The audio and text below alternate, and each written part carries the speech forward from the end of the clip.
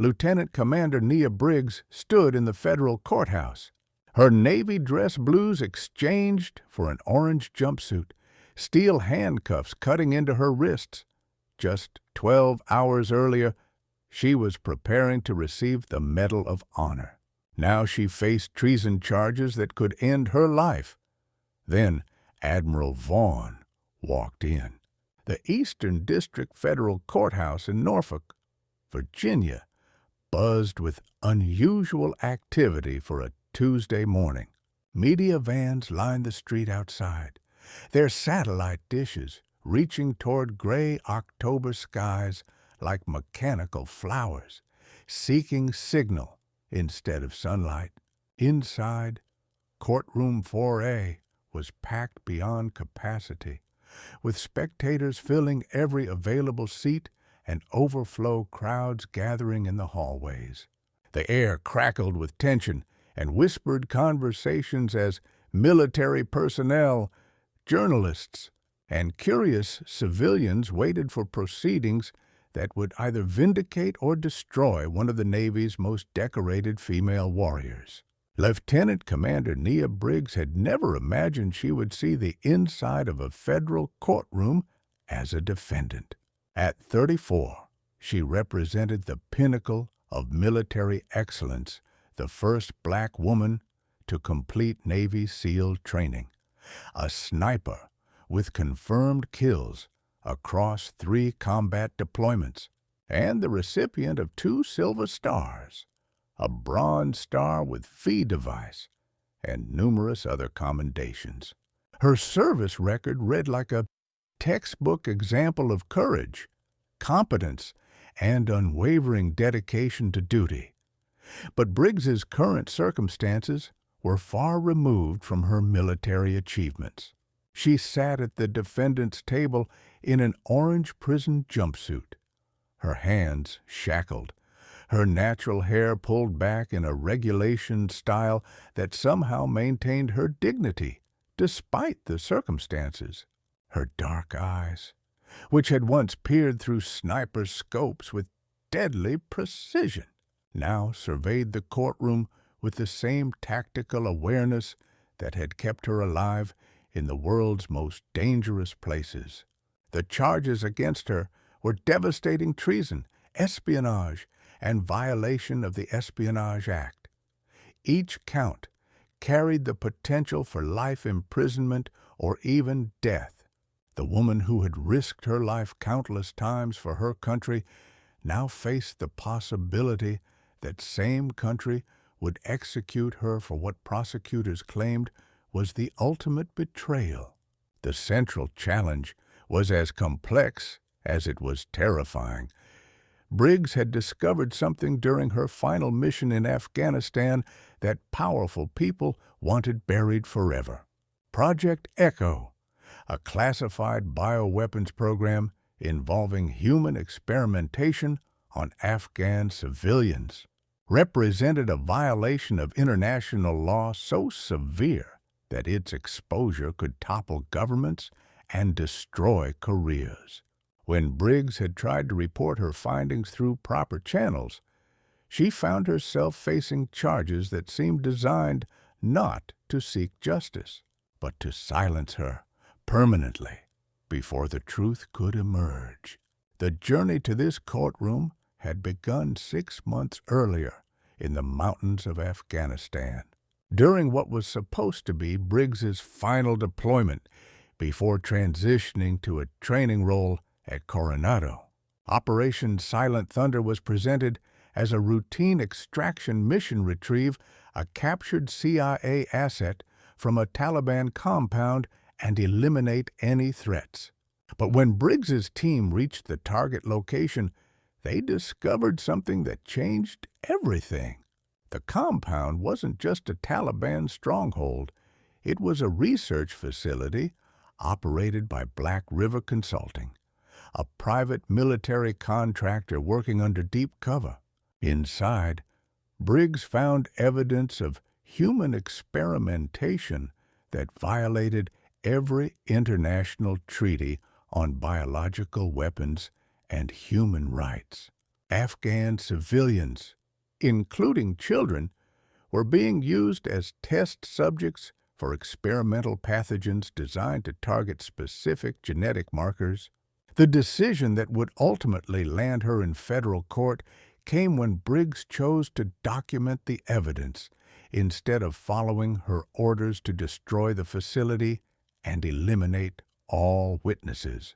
Using her helmet camera and personal phone, she recorded video testimony from surviving test subjects and photographed classified documents that detailed the scope of Project Echo.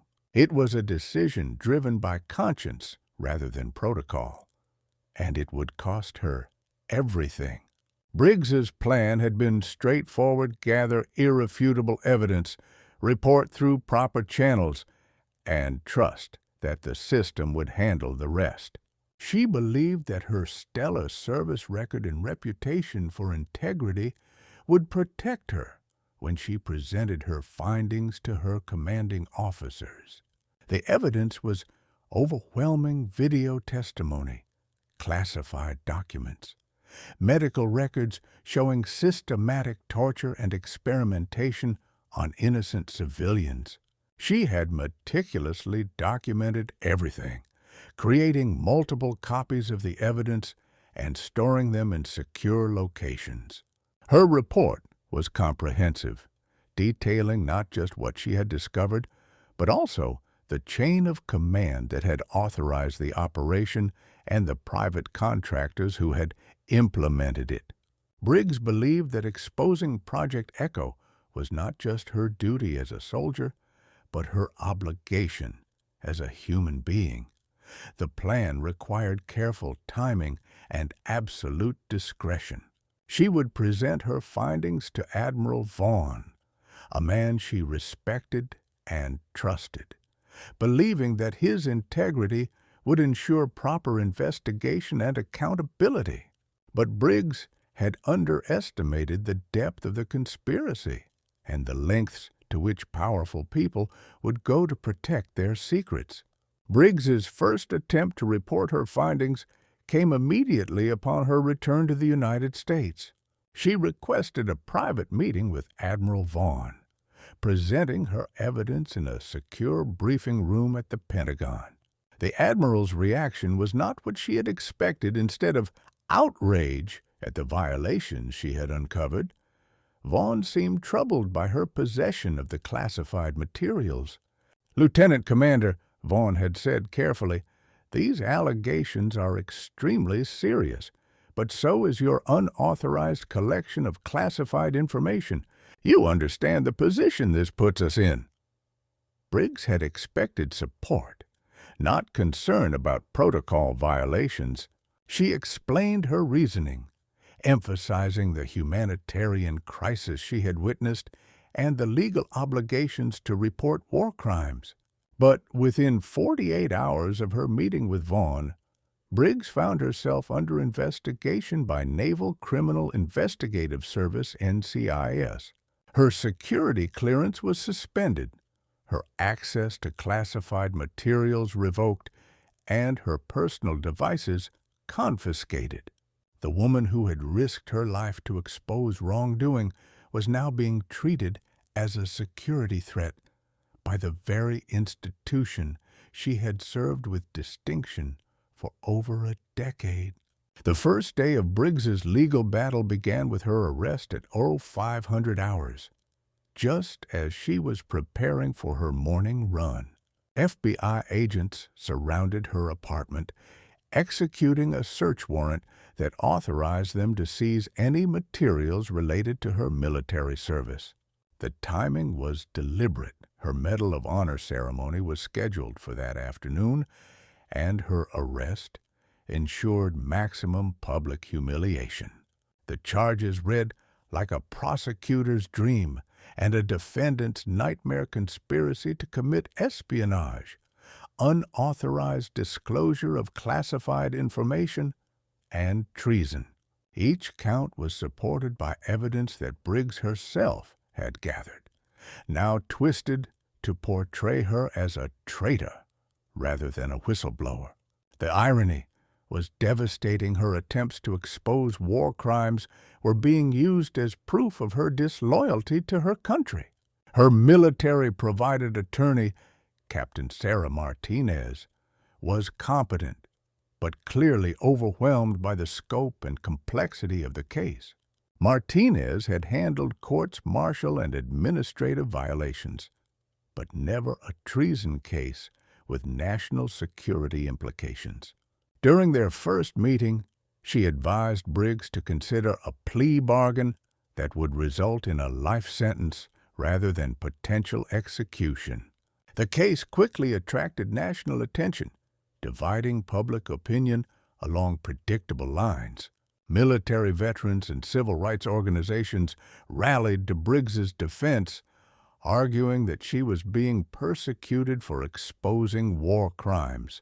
Conservative commentators and defense hawks portrayed her as a traitor who had compromised national security for personal glory.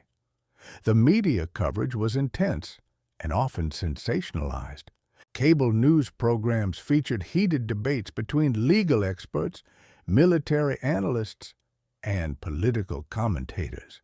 Social media exploded with hashtags supporting both sides, Justice for Naya and Tosh Traitor Briggs, trending simultaneously. The case became a lightning rod for broader debates about military accountability, whistleblower protections, and racial justice in the armed forces. International human rights organizations began taking notice, with Amnesty International and Human Rights Watch issuing statements calling for independent investigation of the allegations Briggs had raised. The United Nations Special Rapporteur on Torture requested access to the evidence Briggs had gathered, creating diplomatic pressure that complicated the government's efforts to keep the case contained. The first major breakthrough came when investigative journalist Marcus Webb of the Washington Herald obtained leaked documents that corroborated parts of Briggs's story. Webb's reporting revealed that Black River Consulting had received over $200 million in classified contracts for biological research in Afghanistan, with minimal oversight and no public disclosure.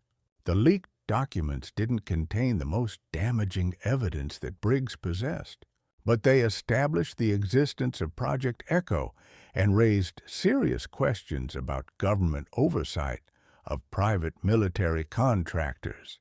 Webb's reporting created the first cracks in the official narrative that portrayed Briggs as a lone actor seeking attention rather than a legitimate whistleblower. More importantly, Webb's investigation attracted the attention of Agent Camille Harris, a veteran FBI counterintelligence officer who had been tracking suspicious financial transactions related to Black River Consulting. Harris began to suspect that the case against Briggs was more about covering up wrongdoing than prosecuting actual crimes. Harris's involvement represented a significant shift in the investigation's dynamics. Unlike the prosecutors who seemed determined to convict Briggs regardless of the evidence, Harris was interested in following the facts wherever they led, even if they implicated powerful government officials.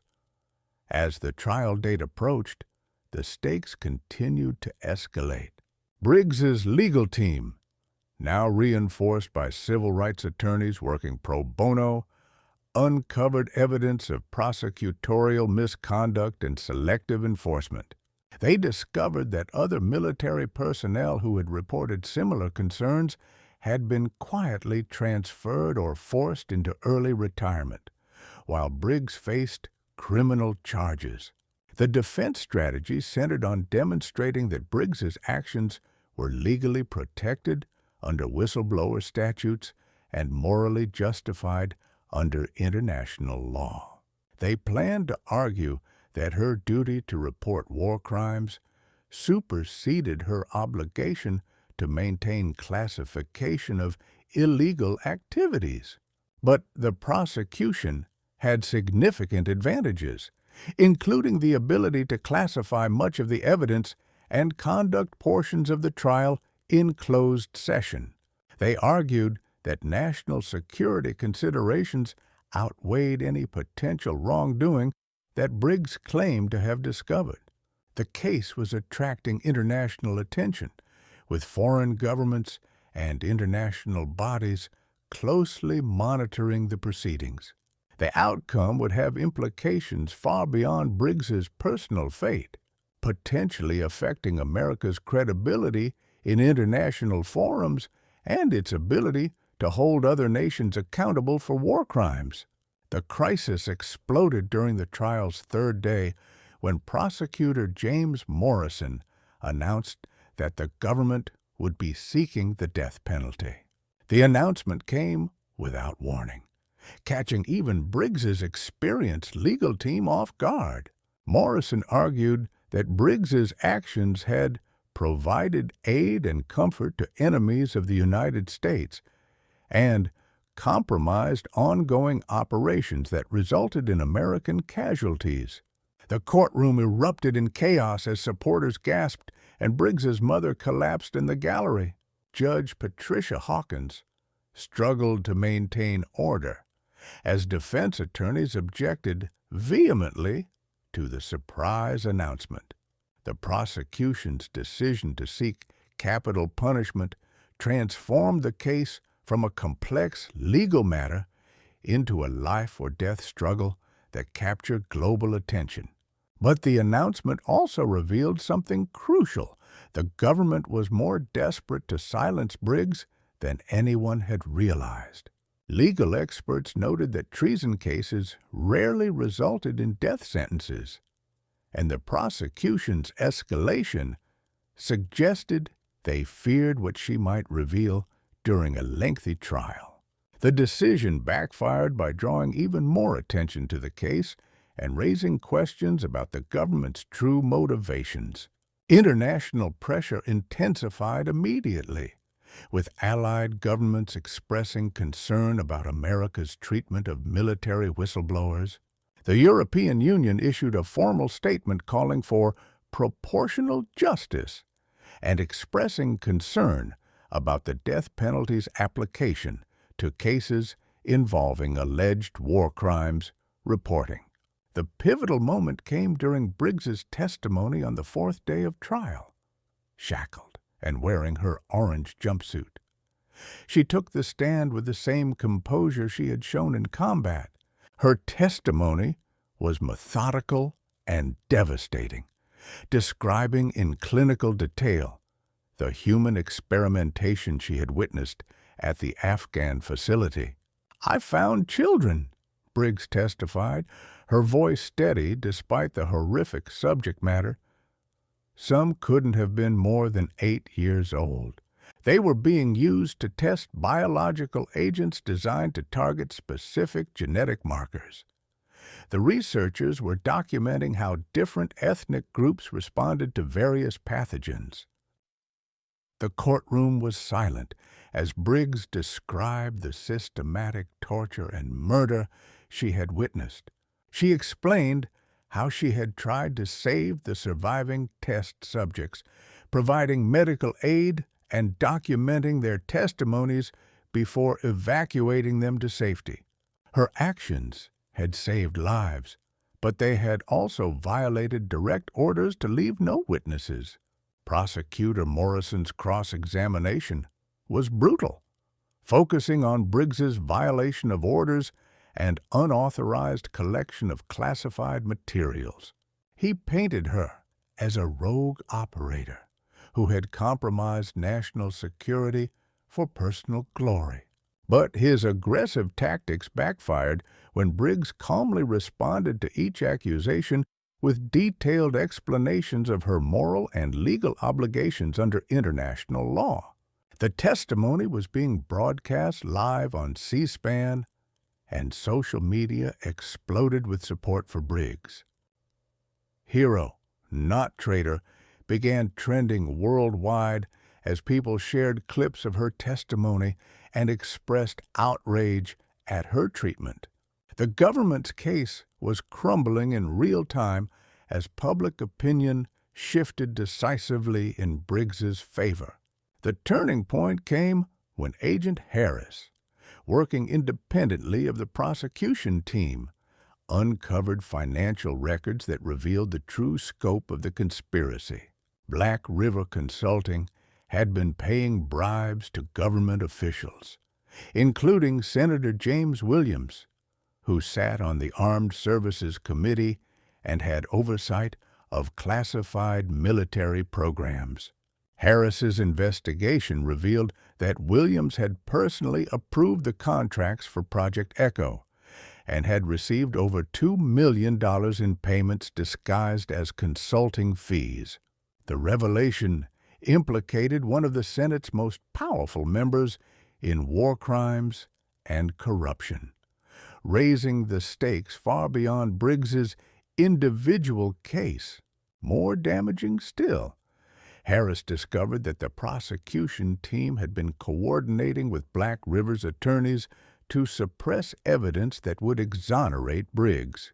The conspiracy to silence her extended into the Justice Department itself, with career prosecutors being pressured by political appointees to secure a conviction regardless of the evidence.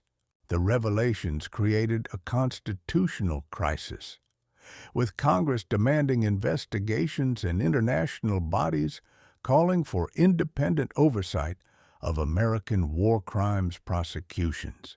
The case that had begun as an attempt to silence one whistleblower had exploded into a scandal that threatened to topple careers and reshape American foreign policy. As the trial entered its final phase, the courtroom had become the center of a global media storm. International observers from human rights organizations occupied the gallery, while protesters gathered outside demanded justice for Briggs and accountability for Project Echo. The case had transcended its original parameters, becoming a referendum on American military accountability and the treatment of whistleblowers. Briggs's defense team prepared for closing arguments with evidence that had emerged during the trial, including Harris's financial investigations and testimony from Afghan survivors who had been flown to the United States to testify. The survivors' accounts were devastating, describing systematic torture and experimentation that violated every principle of human decency and international law. The prosecution, meanwhile, was in disarray. Morrison's team had been caught suppressing evidence and coordinating with private interests, leading to calls for prosecutorial misconduct investigations.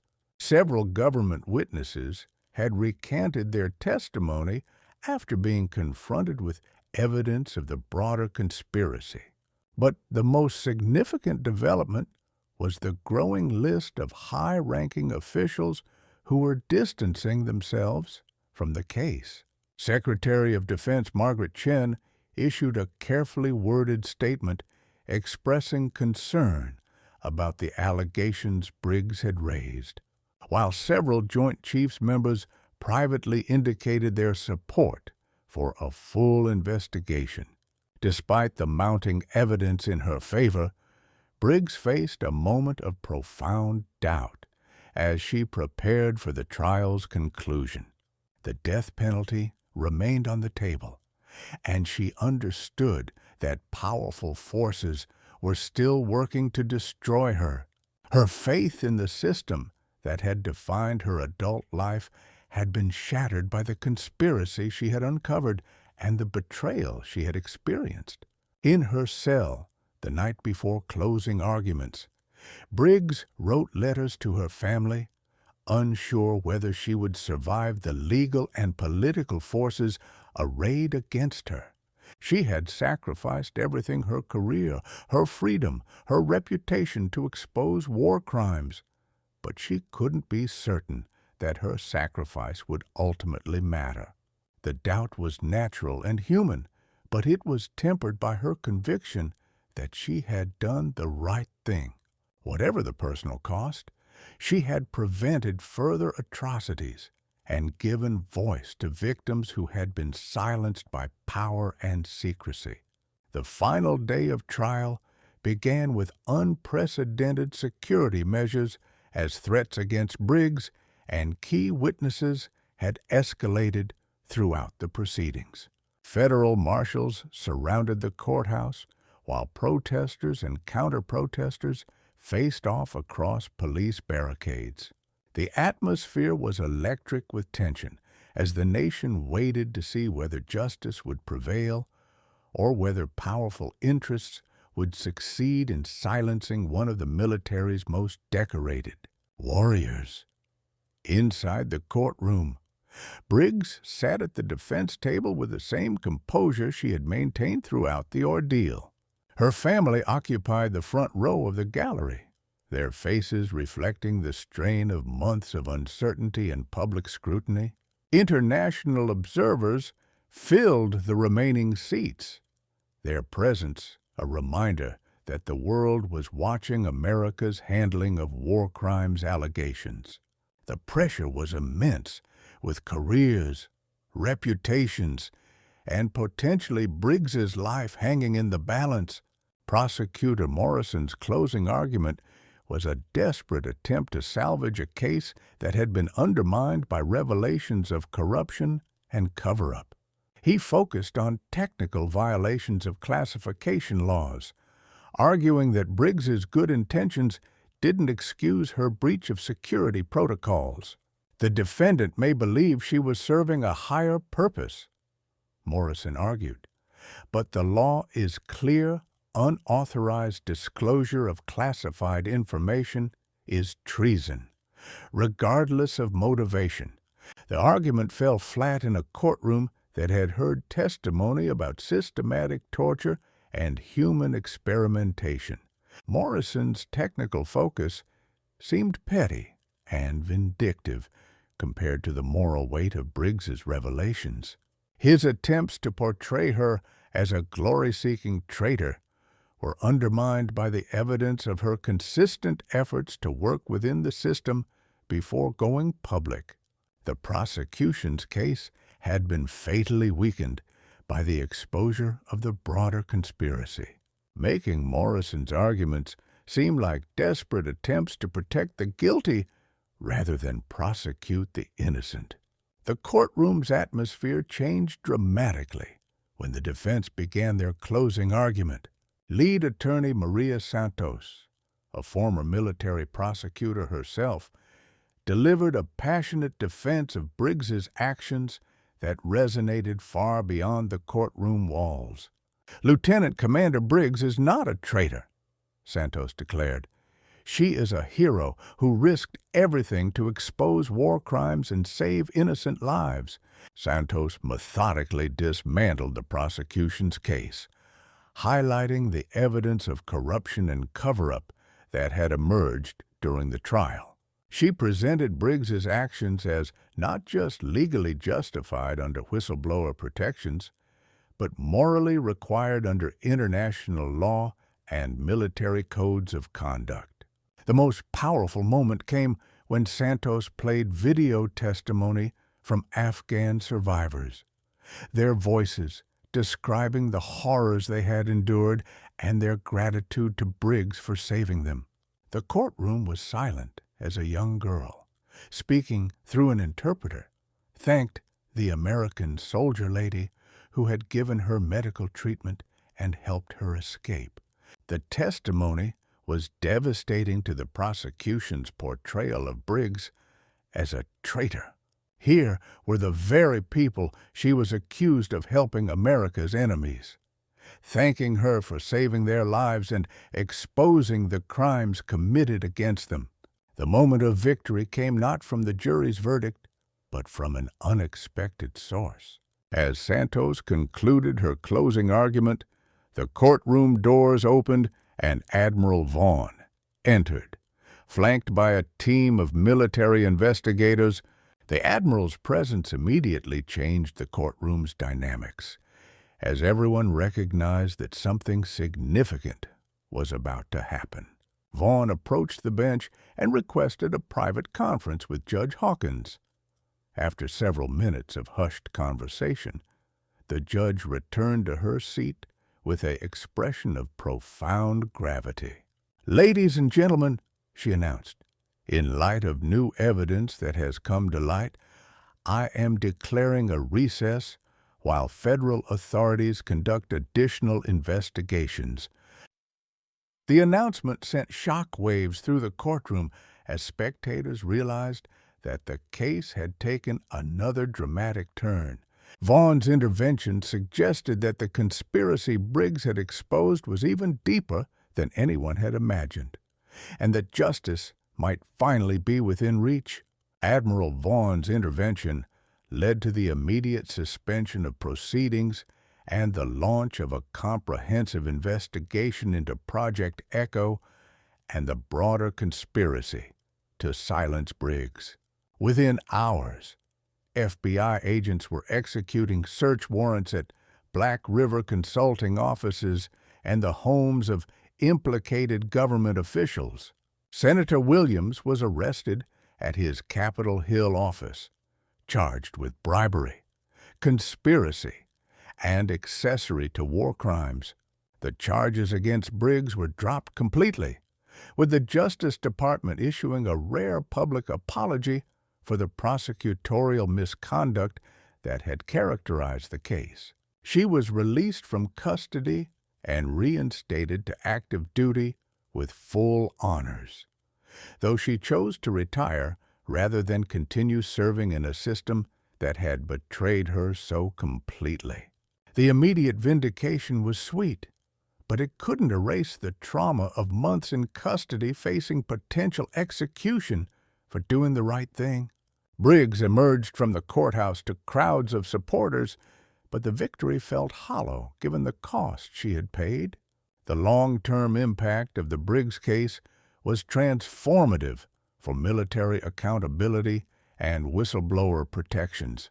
Congress passed comprehensive reforms strengthening legal protections for service members who report war crimes, while the Pentagon implemented new oversight mechanisms for private military contractors. Project Echo was completely dismantled, with surviving victims receiving compensation and medical treatment. Several high-ranking officials resigned or were forced into early retirement, while Black River Consulting was banned from federal contracts and faced criminal prosecution. Briggs became a powerful advocate for military reform and veterans' rights, using her platform to push for systemic changes that would prevent future cover-ups. Her case became a landmark precedent for whistleblower protections and established new standards for prosecuting war crimes cases. The international community responded with new mechanisms for investigating war crimes allegations, with Briggs's case serving as a catalyst for broader reforms in military accountability. 6 months after her vindication, Briggs stood before the Vietnam Veterans Memorial in Washington, D.C., wearing her Navy dress blues for the first time since her arrest. Admiral Vaughn approached, carrying the Medal of Honor that should have been presented to her months earlier. "Lieutenant Commander," Vaughn said formally, "it's time to complete what we started." As he placed the medal around her neck, Briggs felt a complex mix of emotions: pride in her service, sorrow for what she had lost, and hope for the future she had helped create. "Thank you, sir," she replied quietly, "for believing in the truth." Vaughn nodded, his own eyes reflecting the weight of the moment. "Thank you for never giving up on justice, even when justice gave up on you." The ceremony was private, witnessed only by her family and a few close friends, but its significance was profound. Nia Briggs had not just survived her ordeal, she had transformed it into a force for positive change that would protect future generations of service members who chose conscience over convenience, truth over comfort, and justice over silence.